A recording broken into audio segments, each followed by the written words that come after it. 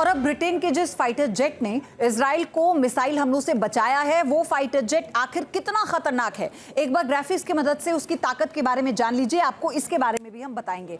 तो हम बात कर रहे हैं ब्रिटिश टाइफून ने कैसे बचाया है इजराइल को। 2125 किलोमीटर प्रति घंटे की इसकी रफ्तार बताई गई है और ये भी एक बहुत बड़ा जो रोल है वो अदा कर रहा है। इसी के साथ आपको बताएं 2 मैक की रफ्तार से ये उड़ान भरने में सक्षम है। ऑपरेशनल रेंज जो है इसकी वो 2900 किलोमीटर है। एयर टू एयर और air to surface missile fit हो सकती है इसमें। इसी के साथ एक साथ 13 मिसाइल लेकर उड़ान भरने में ये सक्षम है। इसकी खासियत के बारे में आप जानिए और इसीलिए कहा जा रहा है ये भी इसके बेड़े का एक बहुत बड़ा रक्षा कवच है।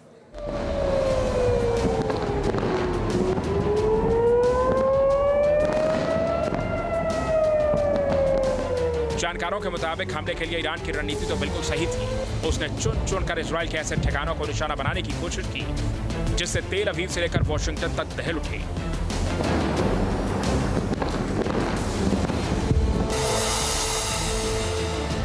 इसी कड़ी में ईरान ने इजराइल के 3 मिलिट्री बेस नेवातिम, नेत्जरीम और तेल नौफ पर मिसाइलें दागी।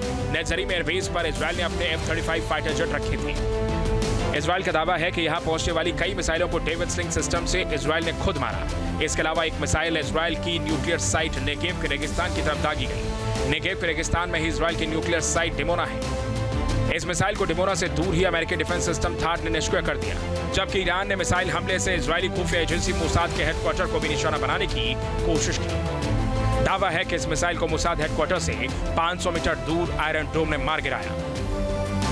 Iran conducted a significant attack against Israel today, launching approximately 200 ballistic missiles targeting several locations in Israel. You don't launch that many missiles at a target without the intent of hitting something. So absolutely, just like the last time, their intent is to cause destruction. And so fortunately, Israel has very significant air defense capabilities, and the U.S., of course, played a role in helping on that front as well.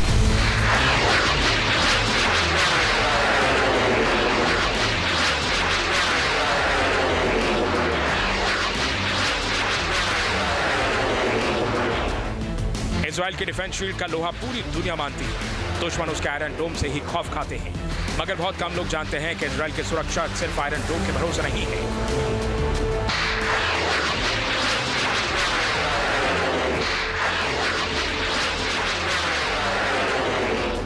बल्कि iron डोम तो उसकी सुरक्षा का पहला पहरेदार है, जो दुश्मन का हमला होते ही सबसे पहले एक्टिव होता है। इसके अलावा भी इजराइल के तुनीर में 4 एडवांस डिफेंस सिस्टम मौजूद हैं, जो दुश्मन के हमले को हवा में ही नाकाम करने की ताकत रखते हैं।